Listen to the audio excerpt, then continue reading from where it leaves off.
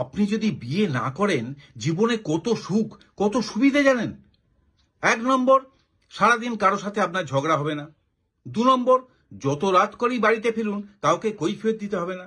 3 নম্বর, সকালে যতক্ষণ ইচ্ছে পড়ে পড়ে ঘুমন, মা হয়তো একটু বকবে কিন্তু বেশি অশান্তি হবে না।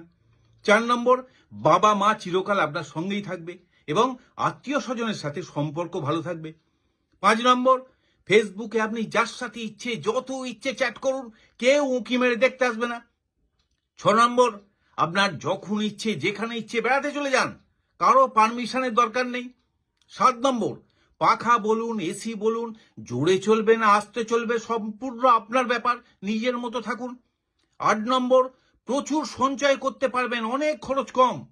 প্রত্যেক বছর এই বাচ্চার অ্যাডমিশন ফিস লাগবে না। তারপর বাচ্চাকে কে স্কুলে দিয়ে আসবে কে নিয়ে আসবে ওসব ঝামেলা নেই।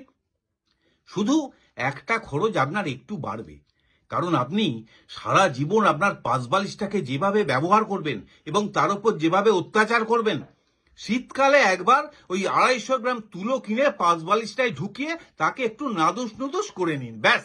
কারণ ওই পাটকাঠির মতো পাঁচবালিশ নিয়ে তো আর লাইফ কাটানো যায় না।